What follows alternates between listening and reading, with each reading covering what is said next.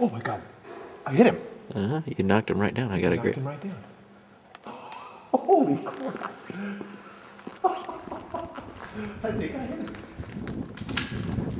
It's a long par 4. Long par 4. Pretty grizzly. Meat's back on the table, boys. Got him.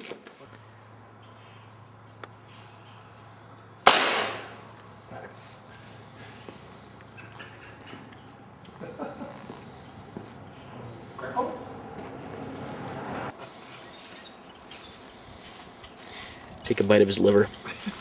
Take a bite of Have the spirit of the grackle. Let's set it over here. We'll gather them up and have a picture at the end of it. I like it. Alright, beauties.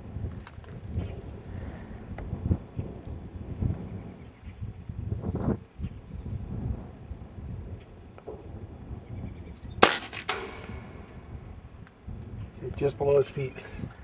Crook. Look at those grackles in that tree. Oh. Grackle's a lot smaller target.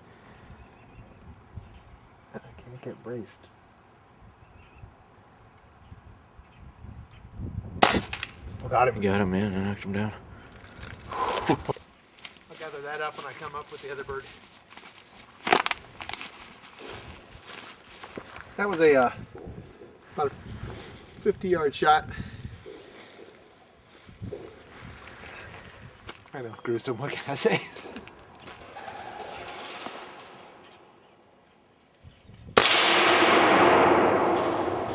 Miss? Yeah. Well, there's feathers, but could have just been from them flying.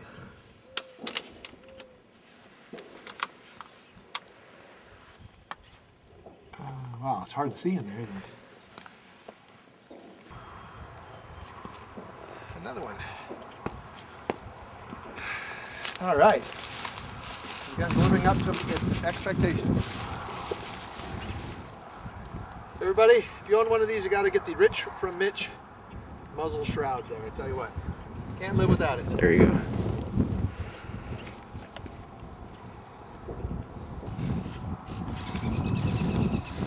The grackles are offering a nice diversion today, but the pigeons aren't around.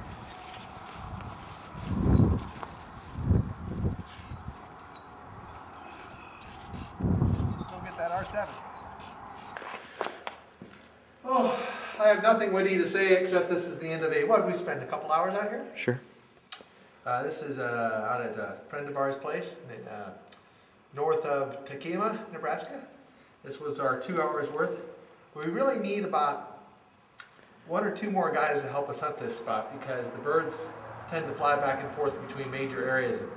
And if you don't have guys to scare them up, move them away from one area and have them fly back in towards the other guys, they kind of just tend to roost there and stay there all day until you move over there and scare them up. So this is what we are able to accomplish in 2 days, or 2 hours. And I need to do this more often, Ken. It's a lot of fun. There you go.